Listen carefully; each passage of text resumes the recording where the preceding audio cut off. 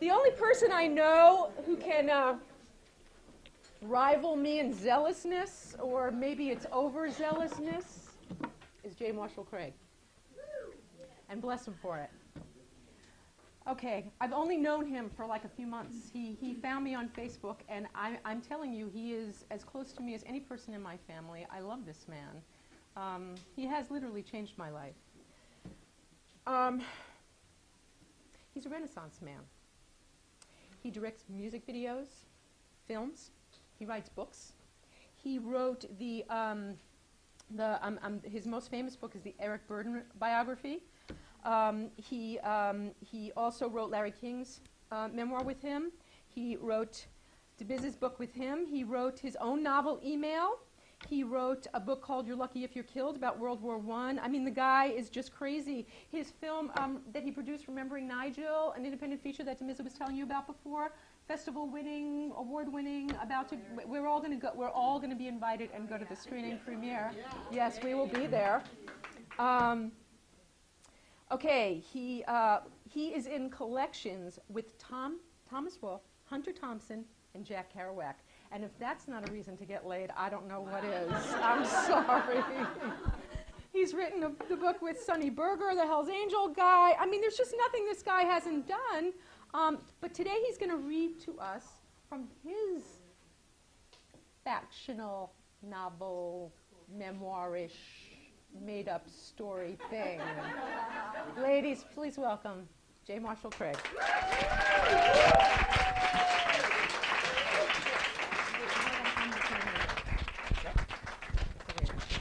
This is so graceful. You know, there's just nothing but grace about this.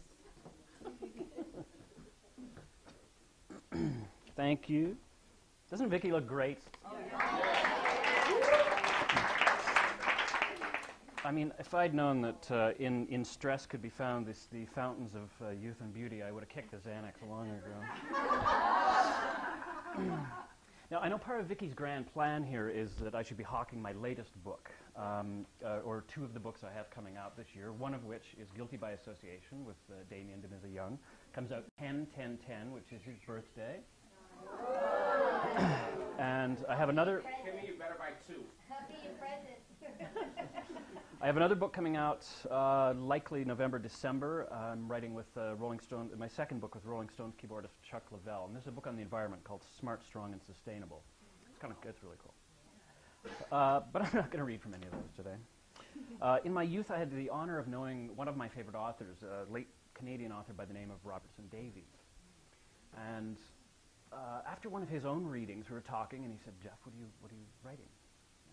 And I told him, and he said, "Well, what you need to learn is that you must learn to write to please yourself. Because if you do not please yourself, you are absolutely certain that you will not please anybody else."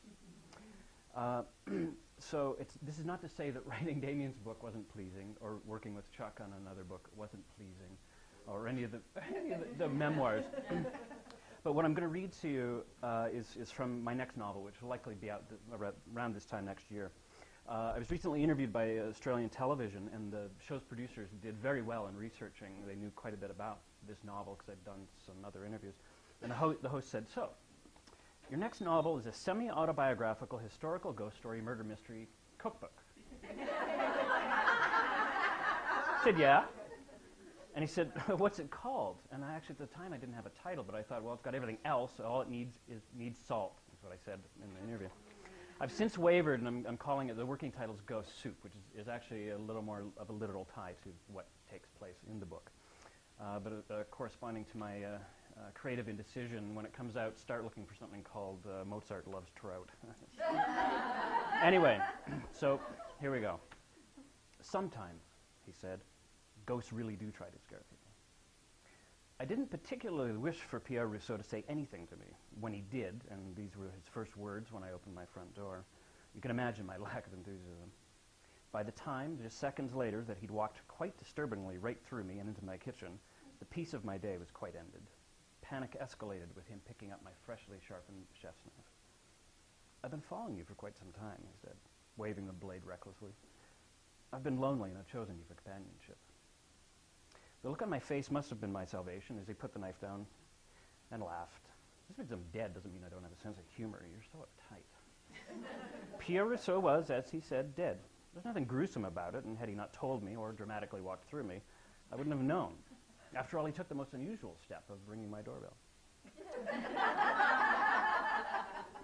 And I wouldn't have believed what he said had he not a fondness for walking through solid objects.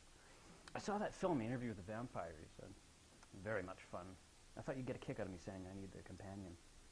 And he paused and he said, vampires don't look like Brad Pitt or Tom Cruise. Imagine a swirly mix of Johnny Cochran, F. Lee Bailey, and Charles Bukowski. With morals. On decaf. I'm often a man of few words. At this moment, I was a man of none. For a writer, you're not very expressive, he said, picking an overly ripe peach off the counter and squeezing it, letting the juice run down his arm. He closed his eyes and basked in the fruity incense that filled the kitchen. Just one bite, he said, opening his eyes. Like that subway spirit in the movie Ghost, who picks up a cigarette and pines that he'd give anything for just one puff. That's kind of true, Norman. At one time I could still smell, but it's slipping away. It's fading. I took a large gulp of my wine and tried to bring some focus to the moment. I'd never seen a ghost before. To have one walk through me and start assaulting fruit in my kitchen was quite alarming. Our old home, a limestone mansion that was the town's first church, though you wouldn't know it after a century of renovations, was long reputed to be haunted. Some said by my great-grandfather, Lieutenant Colonel MacLeod. Others claimed it was his wife, the fierce woman who was at the pinnacle of the town's high society, of which my family was most prominent, though lovingly within the family referred to as Mum Mum. Melville Lodge, as the family called the estate, was also rumored to be in the infrequent company of the spirit of the minister's child who had died of smallpox and who was buried in the portion of the cellar that was otherwise inexplicably closed off. Or the subterranean rooms under the front lawn where the church steeple once stood and which could still be accessed through a secret trap door, though it was forbidden, as chanting as it was, and none of us kids would dare do that. I always believed that I was in for an unusual ride in this life, born into such a family, very Scottish Presbyterian, influential socially and politically, and handsomely wealthy. I was, from my earliest memories, told again and again what was rather an indoctrination of how fortunate I was and how important I was going to be by the sheer virtue of being a MacLeod. Elitist bullshit, of course, but being raised with such self-confidence has its advantages if one has the savvy to dodge the companion self-importance. The Sunday dinners were spectacular spreads of roast beef, and at holidays, roast goose and cranberry sauce, creamy mashed potatoes, corn, yellow wax beans, followed by cakes, pies, and always a caramel pudding prepared by our cook and assisted by our maid, who would later toss dried pine cones into the fireplaces and make splashes of colored flames to the delight of us kids. It was considered an honor, I was told, to be a guest at these events, and every so often I was reminded of the time Canada's Prime Minister dined at Melville Lodge when I was a toddler. And I remember him formally addressing me as Master Norman. It was a remarkable way to grow up, a privileged 19th century upbringing for a child of the 60s. But remarkable isn't necessarily synonymous with good. I'm embarrassed to say that I have no recollection of whether the household staff was well treated or not, so leap to the assumption that it was at least with what at the time would have been called Christianly fairness. But one of my first girlfriends, whom I adore to this day, was never allowed to attend. She was Catholic. It was my first experience with prejudice and didn't sit well with me, yet shaped me to be this day as consciously unprejudiced as I can be.